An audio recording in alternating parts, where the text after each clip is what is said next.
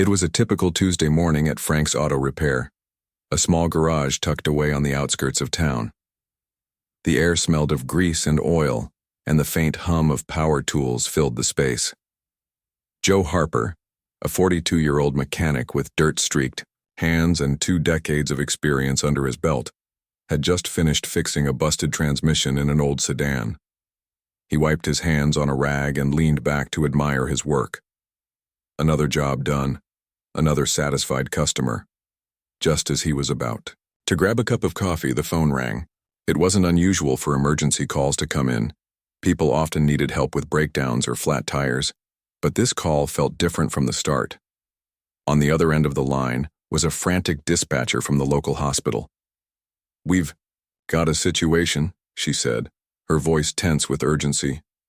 "Our ambulance broke down mid-route while transporting a critical patient to another facility. We need someone fast.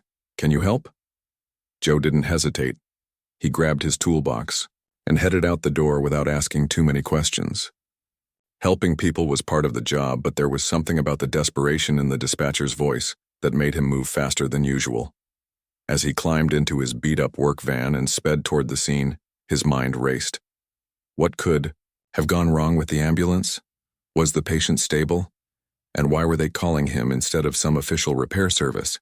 The highway stretched out ahead of him, empty except for the occasional truck passing by. Joe tried not to overthink things, focusing instead on what he might find when he arrived. Ambulances weren't like regular cars. They carried life-saving equipment, and every second counted when someone's health was on the line. If anything went wrong during the repair, it wouldn't just be the vehicle at risk. It would be the person inside. When he finally reached the location, the sight confirmed his worst fears. The ambulance sat idling awkwardly on the shoulder of the road, its hazard lights flashing like strobes against the gray sky. Paramedics paced nervously nearby, their faces pale with worry. Inside the ambulance, lying motionless on a stretcher surrounded by medical equipment, was the patient, a man hooked up to monitors and oxygen tanks. Joe couldn't see much beyond the flurry of activity around him, but one thing was clear. Time was running out. He parked his van and jumped out, grabbing his toolbox. One of the paramedics rushed over to meet him. "Thank goodness you're here," the man said, relief evident in his voice. "We don't know what happened. The engine just died out of nowhere." Without wasting a moment, Joe got to work. He opened the hood and started inspecting the engine, his fingers moving quickly over wires and components. Within minutes, he diagnosed the problem: a blown alternator coupled with a faulty fuel pump. Both issues required immediate attention, especially since the ambulance couldn't afford to break down again before reaching its destination. "I'll get it running," Joe promised, rolling up his sleeves. For the next hour, he worked tirelessly, ignoring the biting wind and the stress radiating off the paramedics. His only focus was getting the vehicle back on the road so the patient could reach safety. Every now and then, he glanced at the stretcher through the open door of the ambulance. Whoever this person was, they clearly mattered, a lot. But Joe didn't have time to dwell on it. All that mattered was finishing the job. Finally, after what felt like an eternity, the engine roared back to life. Cheers erupted around him as the paramedics scrambled to load everything back into place. Joe stepped back, breathing heavily, his hands covered in grime but his heart full of satisfaction. He'd done it. He'd saved the day. But as the ambulance pulled away, sirens blaring, Joe realized he hadn't even caught a glimpse of the patient's face. Clad in a tailored suit beneath all the medical gear, the man looked important, though Joe didn't recognize him. Little did he know that brief encounter would change his life forever, and not necessarily in the way he expected. As Joe packed up his tools and climbed back into his van, he felt a strange mix of pride and unease. Something about the whole situation felt off. But he shrugged it off, figuring it was just adrenaline wearing off. What he didn't realize was that the real drama was only beginning. The next morning, Joe walked into Frank's Auto Repair feeling good about himself. He'd fixed an ambulance in the middle of nowhere, saved a life, or at least helped save one, and proved once again why he was one of the best mechanics around. But as soon as he stepped through the door, The mood hit him like a brick wall. The air felt heavy, almost suffocating. His boss, Frank, was pacing back and forth behind the front desk, his face red with anger. In his hand, he clutched a rolled-up newspaper so tightly that his knuckles had turned white. Joe froze for a second, unsure what to expect. "Morning," he said cautiously, trying to sound casual. Frank didn't even look up. Instead, he slammed the newspaper onto the counter with such force that it startled Joe. "Do you have any idea what you've done?" Frank barked, pointing a finger at him like he was some kind of criminal. Joe blinked, confused. "What are you talking about?" Frank grabbed the paper and shoved it toward Joe. On the front page was a bold headline: Titan Motors CEO hospitalized after ambulance breakdown. Beneath the headline was a photo of Joe standing by the ambulance, tools still in hand, looking disheveled but determined. It wasn't flattering, but it wasn't terrible either. What caught Joe's attention, though, was the name in the article. Richard Langston, CEO of Titan Motors, the biggest automotive company in the country. "I didn't know who he was," Joe stammered, staring at the picture. "I just did my job." Frank threw his hands in the air. "That's exactly the problem. You just did your job without thinking about the consequences. Do you have any clue how much business we could have gotten if you'd left that ambulance alone? Titan Motors has been partnering with repair shops all over the state to handle their fleet maintenance. And guess what? None of those shops are us because you stepped in and made everyone else look bad." Joe's stomach sank. He hadn't thought about any of that while working on the ambulance. All he'd cared about was fixing the damn thing so the patient could get to safety. Now, hearing Frank's words, he started to feel sick. Was he really being blamed for doing the right thing? "You're fired," Frank snapped, cutting off Joe's train of thought. "Pack your stuff and get out." For a moment, Joe couldn't believe what he was hearing. Fired? For saving someone's life? He opened his mouth to argue, to explain that he hadn't meant to cause trouble, but the look on Frank's face told him it was useless. There would be no changing his mind. Humiliated and stunned, Joe gathered his belongings in silence. As he walked out of the garage, he noticed the other mechanics avoiding eye contact with him. Some looked sympathetic. Others seemed annoyed, like they were worried this whole mess might affect them too. Either way, no one said a word as Joe left the place where he'd spent nearly half his life. Over the next few days, Joe struggled to make sense of what had happened. He replayed the scene in his head over and over again, wondering if there was something he could have done differently. Should he have asked more questions before jumping in to fix the ambulance? Should he have called someone higher up instead of taking matters into his own hands? But deep down he knew the truth. He'd acted out of instinct, driven by a desire to help. That's what mechanics did. They solved problems no matter how big or small. Unfortunately, not everyone saw it that way. Word spread quickly in the tight-knit community, and soon Joe found himself persona non grata at every garage in town. Owners either refused to hire him outright or gave vague excuses about not having openings. A few even hinted that his reputation had been tarnished after the whole Titan Motors fiasco. It was like being blacklisted, except worse, because this time, it wasn't his fault. Desperate for work, Joe started taking odd jobs, repairing lawnmowers, bicycles, and anything else people were willing to pay him for. He worked out of his tiny garage at home, using old tools and scraps he'd collected over the years. Money was tight, and bills started piling up faster than he could handle them. Nights were the hardest. Lying awake in bed, staring at the ceiling, Joe couldn't shake the feeling that he'd been punished for doing the right thing. Where was the fairness in that? One evening, after another long day of scraping together whatever work he could find, Joe decided to treat himself to a cheap dinner at a local diner. It was nothing fancy, just a greasy spoon with cracked vinyl booths and faded wallpaper, but it was close to home, and the coffee was decent. He slid into a booth near the window, ordered a burger and fries, and tried to relax for the first time in weeks. As he sipped his coffee, a sleek black car pulled into the parking lot outside. Joe barely paid attention at first, assuming it belonged to some rich tourist passing through town. But then the driver's door opened and out stepped a man walking with a cane. Even from a distance, Joe recognized him immediately. Richard Langston, the same man who'd been lying unconscious in the ambulance just days earlier. Joe's heart skipped a beat. What was he doing here? Before he could process the situation, Langston glanced toward the diner, spotted Joe sitting by the window, and began walking straight toward him. Panic set in. Was this guy here to confront him? To yell at him for messing up his precious partnership plans? Or worse, was he going to sue him? But none of those things happened. Instead, Langston approached Joe calmly, extending his hand. "You're the mechanic who fixed my ambulance," he said matter-of-factly. Joe nodded, still unsure what to say. "Yeah, that was me." Langston studied him for a moment, then broke into a small smile. "Thank you," he said simply. "You saved my life." Those 4 words hit Joe like a punch to the gut. For days, he'd been beating himself up over losing his job, over being treated like some kind of pariah. But now, sitting across from the very person whose life he'd helped save, he realized none of that mattered.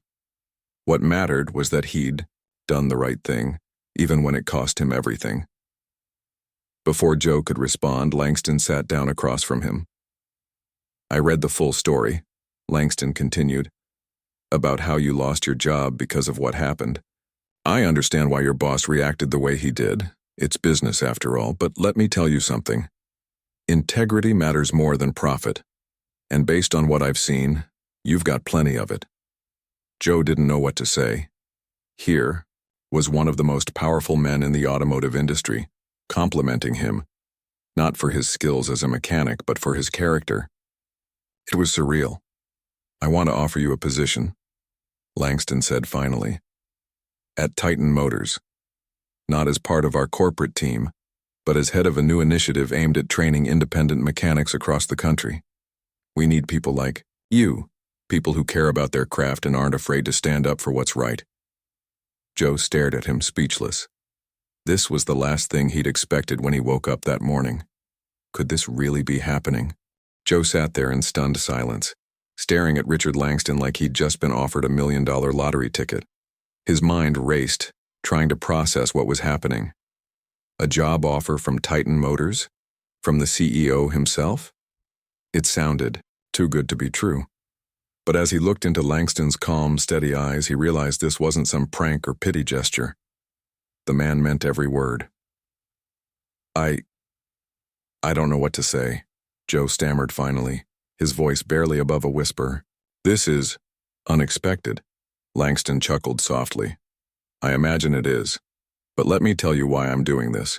You didn't just fix an ambulance. You proved that you care about people more than profits. That's rare these days, especially in industries like ours.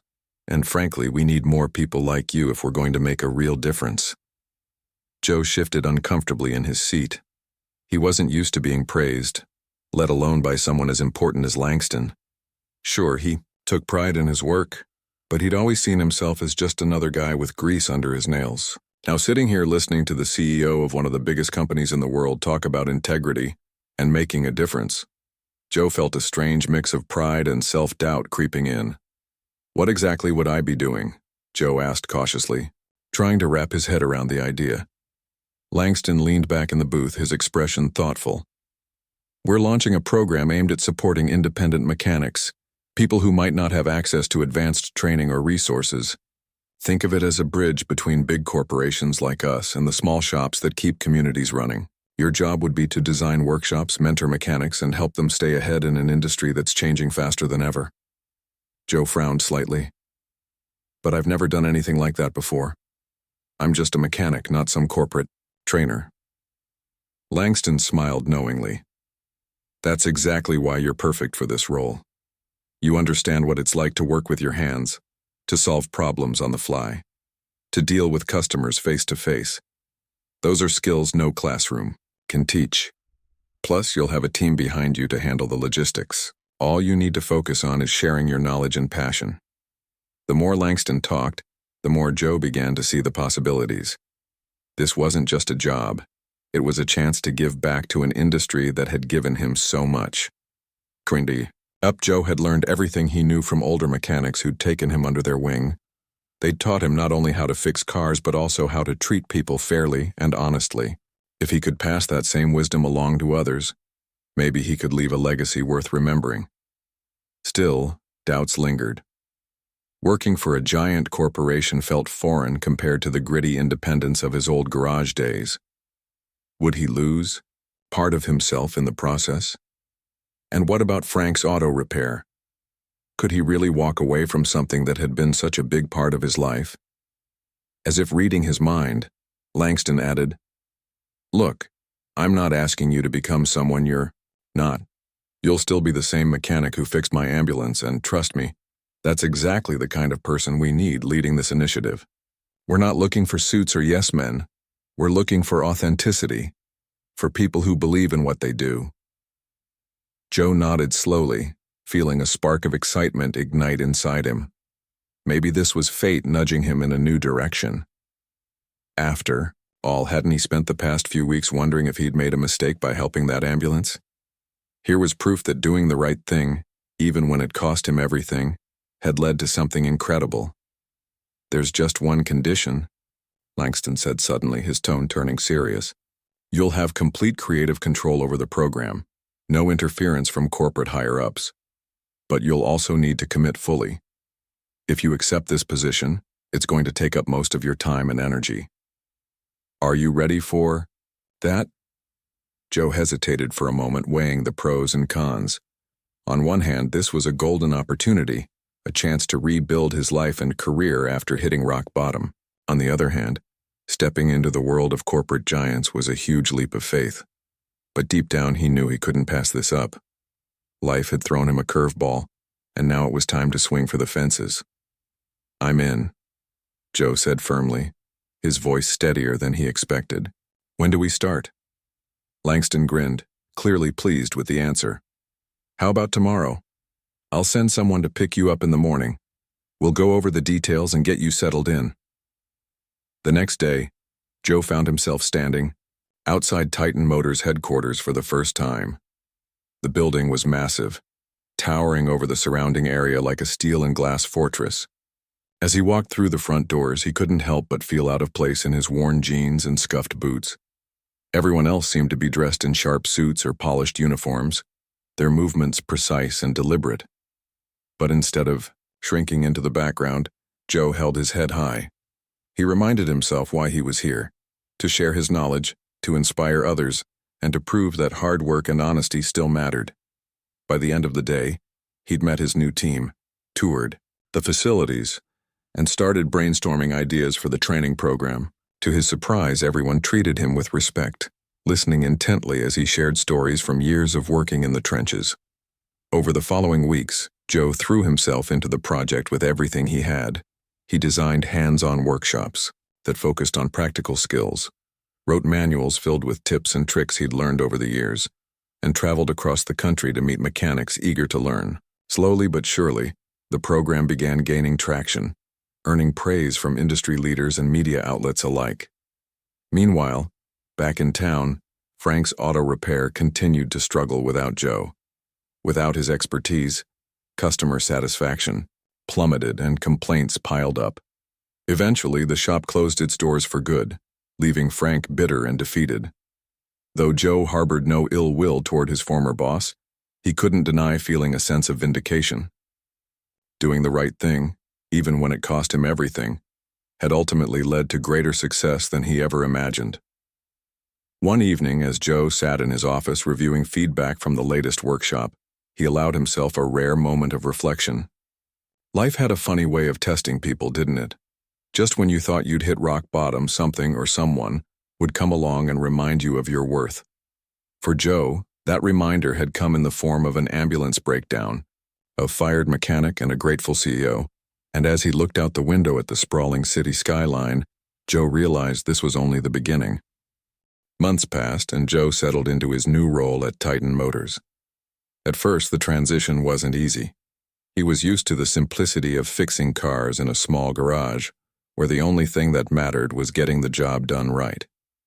Now, he found himself navigating a world of boardroom meetings, PowerPoint presentations, and endless emails.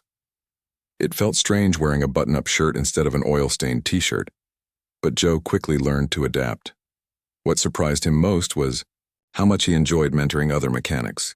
Every week he traveled to different cities, visiting garages big and small, meeting people who reminded him of his younger self, hardworking, passionate, and eager to learn. These weren't just training sessions.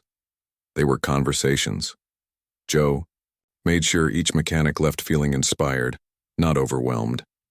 He shared stories from his own career, the mistakes he'd made, the lessons he'd learned, and the moments that had shaped him along the way.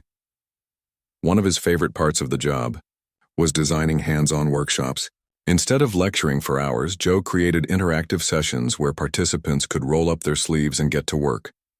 They tackled real-world problems, like diagnosing tricky engine issues or improvising repairs with limited tools. "There's no better teacher than experience," Joe often said during these sessions. "You can read all the manuals you want, but nothing beats getting your hands dirty." Word about the program spread fast.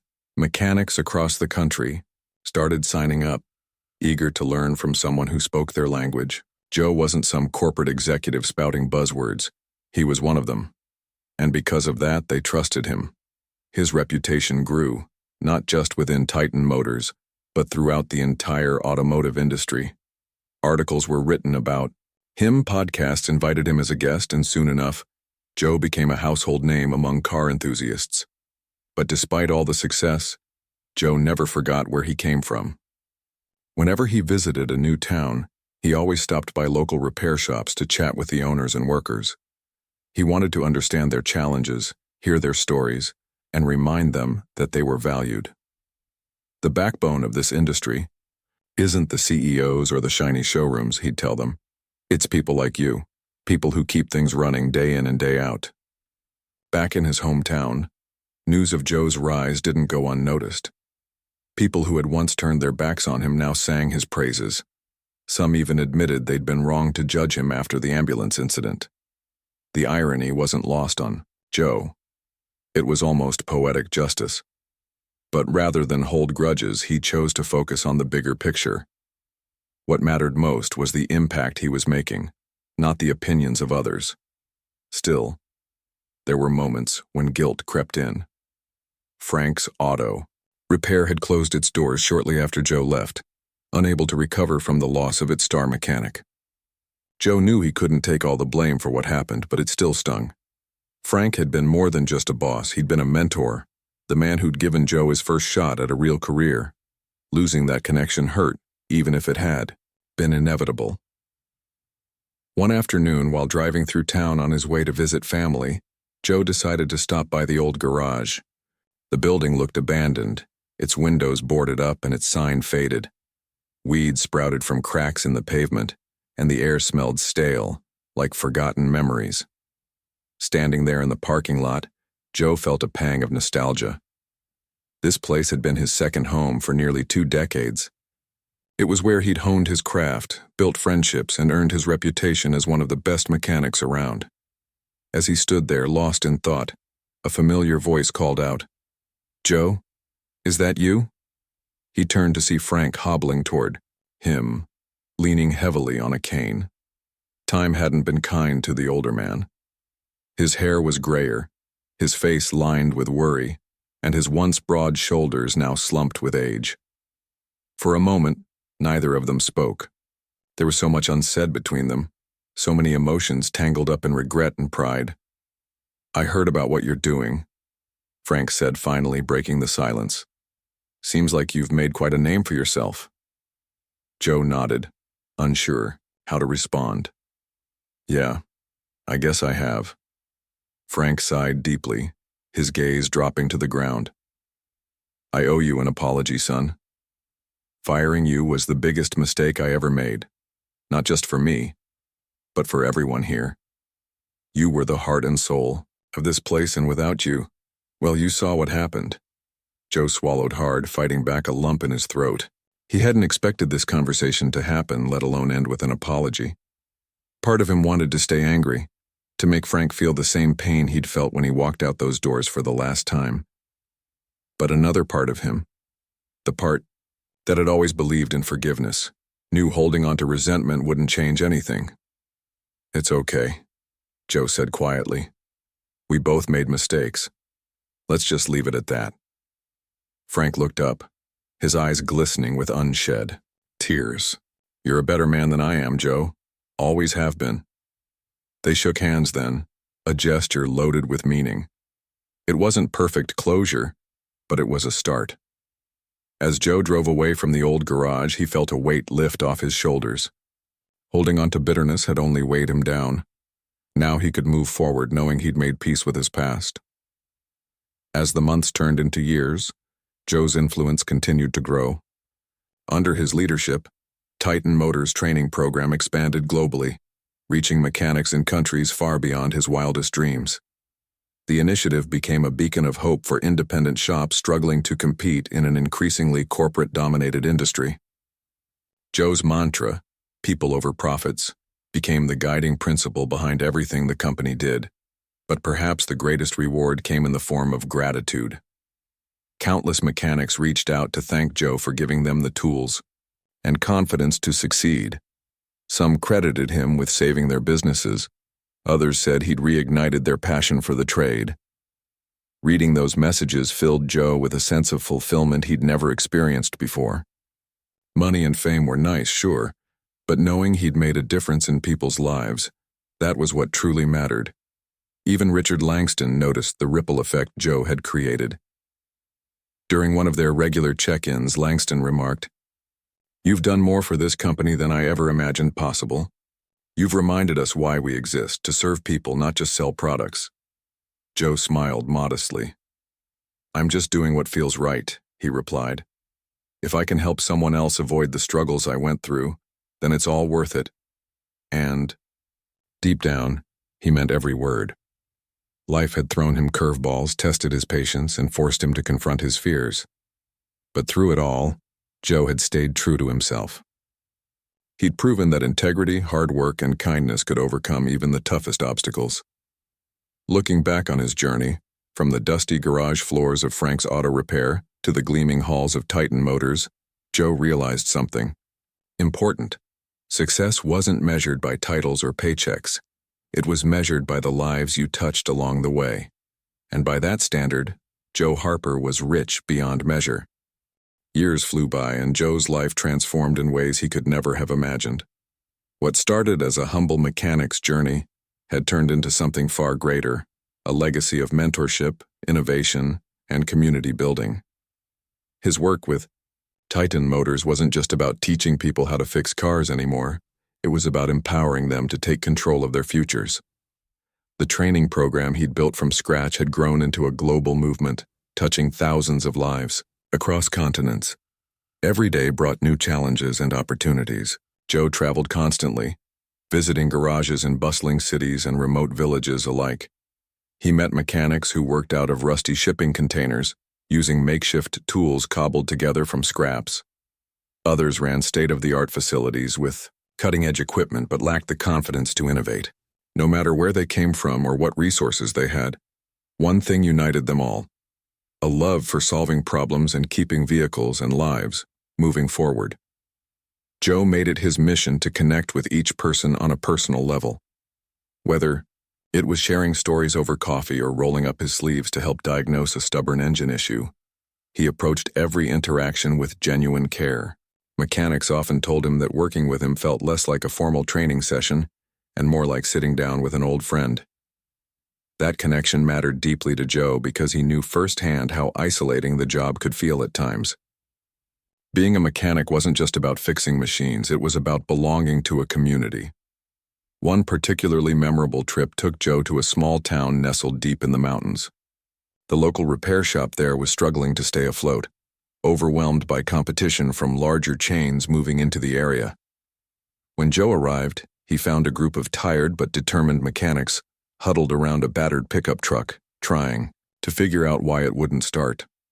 Their frustration was palpable, but so was their determination. "Let me give it a shot," Joe offered, pulling on a pair of gloves.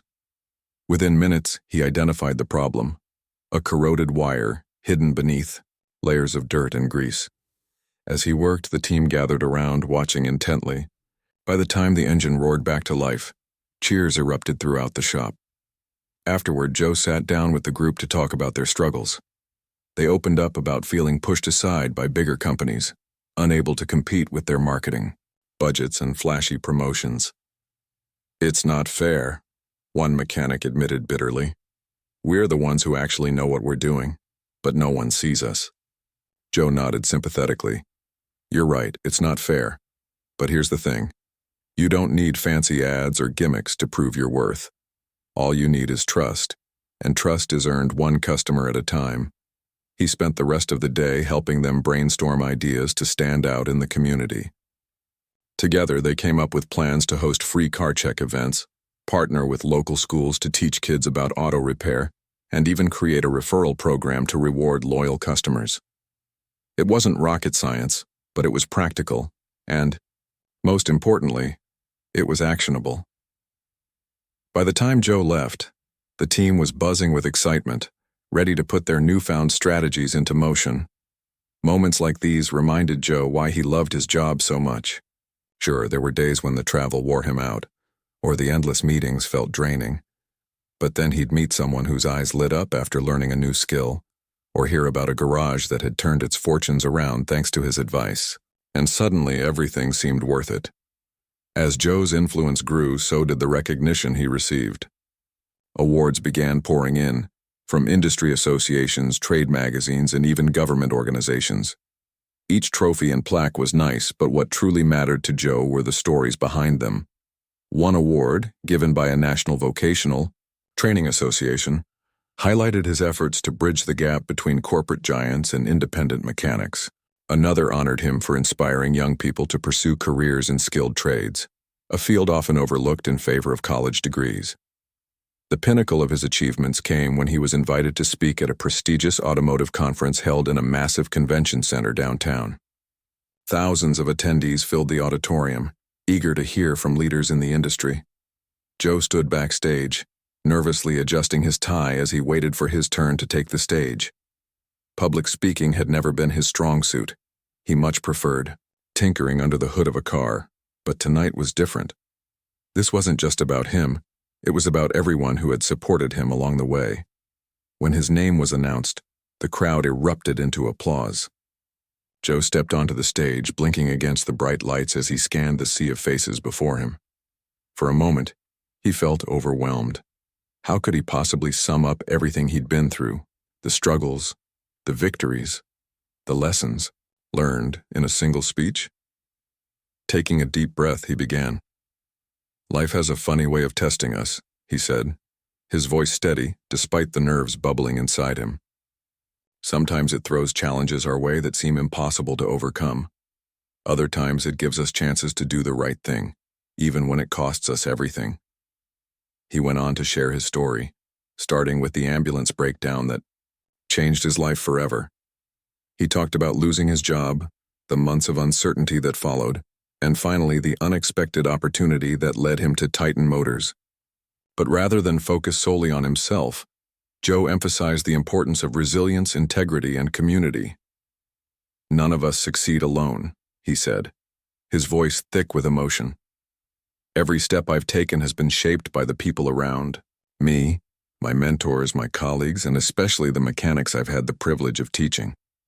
By the time he finished, the room was silent except for the sound of sniffles and muffled sobs.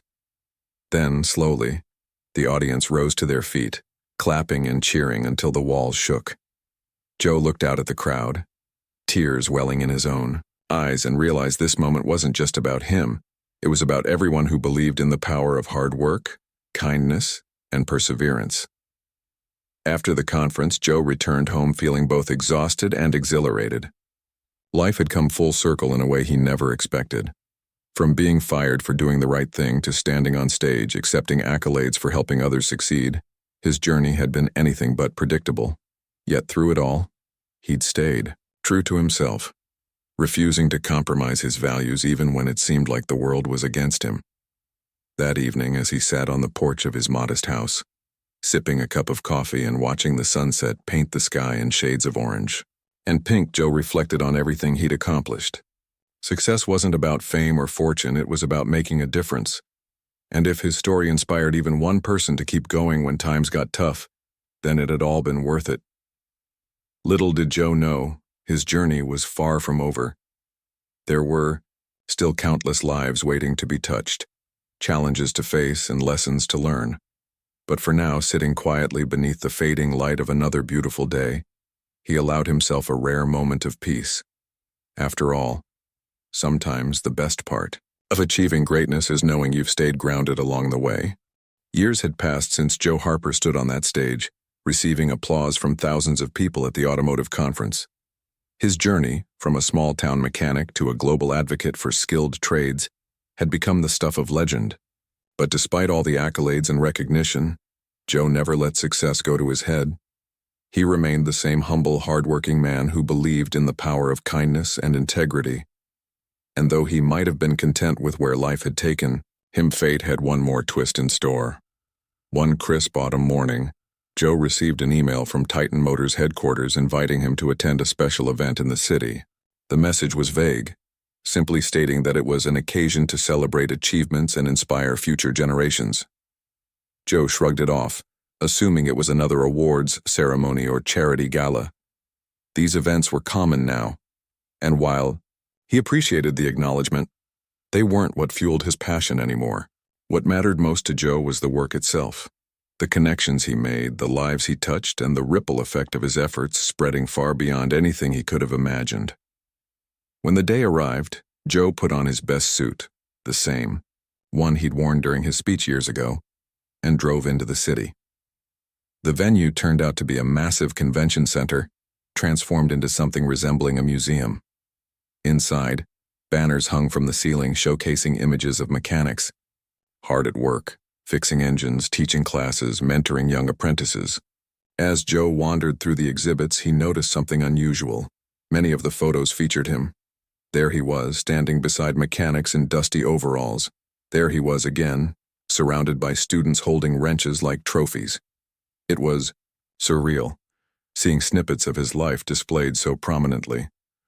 Before long, Richard Langston approached him, smiling warmly. "I hope you don't mind," Langston said, gesturing toward the displays. "We wanted to honor your contributions. Not just to Titan Motors, but to the entire industry." Joe chuckled, scratching the back of his neck awkwardly. "It's a lot. I didn't think anyone would care this much." Langston placed a hand on his shoulder. "That's because you underestimate yourself, my friend. You've changed lives, including mine.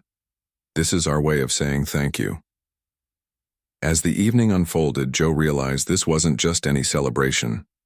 The event was called the Legacy Project, and its purpose was to highlight individuals who had made lasting impacts on their communities. Speakers took turns sharing stories about how Joe's training programs had helped them turn failing businesses into thriving enterprises, how his workshops had inspired teenagers to pursue careers in auto repair, and how his emphasis on integrity had restored faith in an industry often overshadowed by greed. One speaker stood out, a young woman named Maria, who ran a garage in her hometown. She told the audience how Joe had visited her shop years earlier when she was ready to give up. Her business was drowning in debt, and she felt like a failure. But after spending time with Joe, learning not only technical skills but also the importance of resilience and trust, she found the courage to keep going. Today, her garage employed over 20 people and served as a training ground for aspiring mechanics in the area. "I wouldn't be here without him," Maria said, tears streaming down her face as she looked directly at Joe. "He taught me that success isn't about money. It's about making a difference, and that's exactly what I'm trying to do every single day." The room erupted in applause, and Joe felt his throat tighten. He'd always known his work mattered, but hearing it articulated so clearly, and seeing the tangible results was overwhelming. For a moment, he forgot about the hundreds of eyes watching him and allowed himself to feel the weight of what he'd accomplished. After the speeches ended, Langston took the stage once more. "There's one final surprise," he announced, motioning for Joe to join him. Reluctantly, Joe stepped forward, unsure what to expect next. Then Langston unveiled a plaque mounted on the wall behind them. It read, "In honor of Joe Harper, a mechanic who fixed more than cars. He fixed lives." Beneath, the inscription was a quote Joe had shared countless times during his workshops. Success isn't measured by titles or paychecks. It's measured by the lives you touch along the way. For a split second, Joe froze, utterly speechless. The crowd roared, clapping and cheering as if they knew instinctively how much this meant to him. When Joe finally found his voice, it cracked with emotion. I don't know what to say, he admitted, shaking his head. This isn't about me. It's about all of you. Every mechanic, every apprentice, every person who wakes up every day determined to make a difference. If my story inspires even one person to keep pushing forward, then it's all worth it. His words echoed through the hall, resonating deeply with everyone present. Some wiped away tears, others nodded in agreement, but all shared a collective understanding. Joe Harper wasn't just a mechanic. He was a symbol of hope, proof that doing the right thing, even when it costs you everything, can lead to unimaginable rewards. Months later, Joe returned to his roots, visiting small garages, and continuing the work he loved most. Fame hadn't changed him. If anything, it had reinforced his commitment to staying grounded. He still got his hands dirty whenever possible, reminding himself that no matter how many stages he stood on or awards he received, his true purpose lay in helping others succeed. One chilly winter afternoon, as Joe tinkered with an old engine in his home garage, a familiar black car pulled into the driveway. Out stepped Richard Langston, bundled up against the cold. Joe grinned, setting down his wrench. "What brings you here?" he asked, stepping outside to greet his longtime ally. Langston smiled. "Just checking in. Thought I'd see how the legend is doing." Joe laughed, waving a dismissive hand. "Still the same guy I've always been, just trying to help where I can." They chatted for a while, reminiscing about the early days of the training program and marveling at how far it had come. Before leaving, Langston handed Joe a small envelope. "One last thing," he said cryptically. Curious, Joe opened it to find 2 tickets to a tropical island getaway. Attached was a note. "Take a break. You've earned it." Joe shook his head, chuckling softly. "You're too kind." But, deep down, he knew Langston was right. After years of non-stop work, maybe it was time to slow down, even if just for a little while. Life had taught him that balance was key, to give your all to others while also taking care of yourself. As the plane soared above the clouds, carrying Joe towards sunnier skies, he reflected on everything he'd been through. From losing his job to saving a CEO's life, from rebuilding his career to inspiring a generation of mechanics, his journey had been unpredictable, challenging, and ultimately fulfilling. Success hadn't come easily, but it had come honestly, and that was what mattered most. Looking out the window at the endless blue horizon, Joe smiled. Life wasn't perfect, and neither was he. But he'd stayed true to his values, trusted his instincts, and refused to give up, even when the odds seemed insurmountable. And in doing so, he'd proven that sometimes the greatest victories are born from the toughest battles. Joe Harper's story wasn't just about fixing cars or climbing corporate ladders. It was about humanity, the connections we forge, the lessons we learn, and the legacies we leave behind. And as long as there were people willing to roll up their sleeves and tackle life's challenges head-on, his legacy would live on, one repaired engine and one changed life at a time.